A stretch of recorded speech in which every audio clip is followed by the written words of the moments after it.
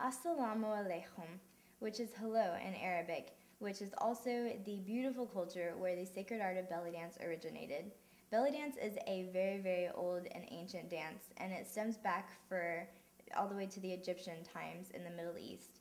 My name is Rachel Hicks. I am a professional belly dancer, and I'm here to teach you some intermediate and advanced belly dance techniques and movements, and to show you how to make yourself sparkle when you're performing. As an intermediate belly dancer, you should know how to properly stand in belly dance stance. It should be your arms should be out to your side, your knees should be bent, and your hips should be tucked in. Then, also as an intermediate belly dancer, you should be able to move your hips separately from the top of your body and just be able to move them from side to side. The next movement is called the hip shimmy, which is just moving your hips up and down. Basically, it is just moving your hips up and down, but doing it very, very fast.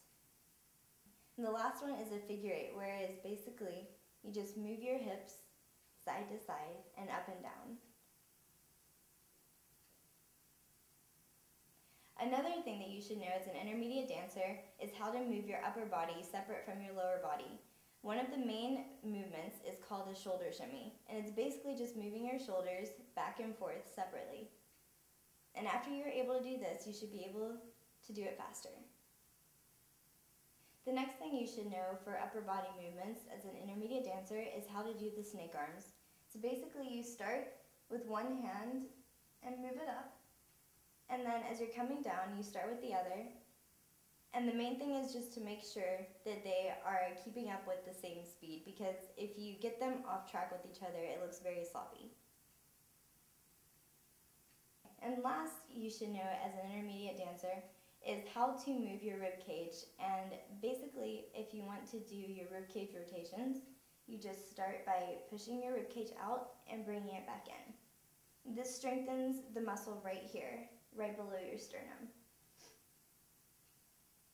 You can rotate it out again, the other way.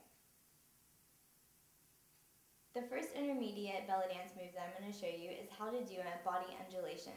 It's basically you're going to be bringing your chest out and bringing it back and coming down and then tucking your hips down. But when you do it, you're going to be stepping forward and moving with your whole body. So it's basically you just bring your chest up, back, down, and your hips down.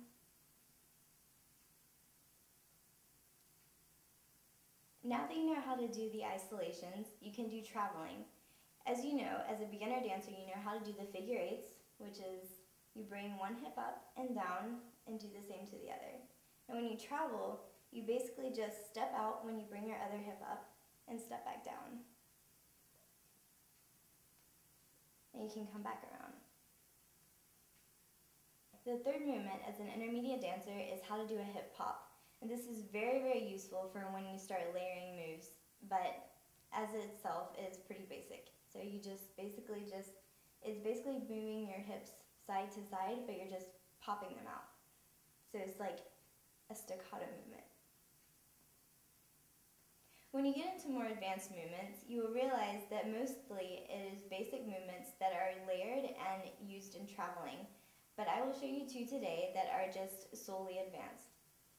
The first one is called the choo-choo shimmy, which is basically you stand on your tiptoes and you just move around. And this is good because you can travel with it. And it's moving your hips. And when you have a coin scarf on, it's very, very helpful. Okay, the next move as an advanced dancer is actually a pretty awkward move, but it's basically you're bringing your hips out and twisting your foot forward and bringing it down. And you can walk with this. Now the reason it's awkward is because your feet kind of twist inward, but it gives the effect of your hip being able to come all the way out and down. But it's very, very good for walking. As an advanced dancer, you should also be able to do layered movements.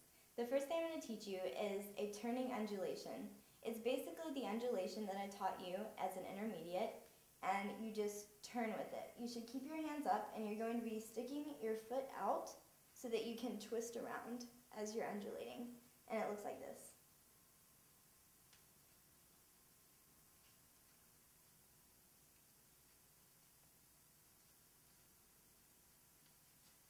The next movement is another layered movement that I'm going to show you. It's called the forward hip hop. And it is a very, very common Arabic movement. And it's basically, you just thrust your hip forward as you're moving forward. And it looks like this.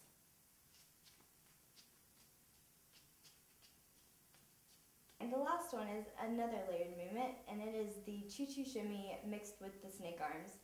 This is very, very complex to sort of keep your mind concentrated on moving your arms and doing the choo-choo shimmy, which is, a very advanced move. So basically,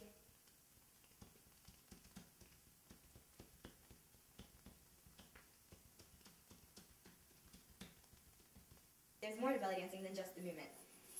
As a beginner belly dancer, most people will wear hip scarves that look like this. They're just a dangling piece of fabric with lots and lots of coins on them and lots of beadwork.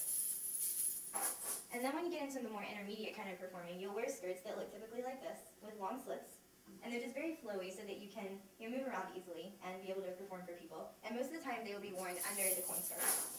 Now when you get into the sort of in between advanced and intermediate, you'll wear something that looks like this.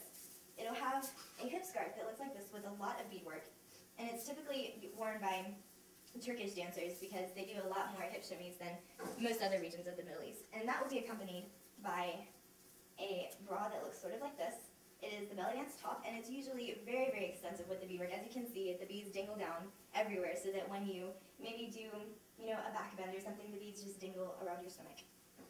And then one of the most important things that the audience just loves are props. Most of the time, belly dancers will use finger cymbals called zills, and other dancers will use even a sword, and some will use a veil, which is a very sort of silk-like fabric that you just drape over yourself.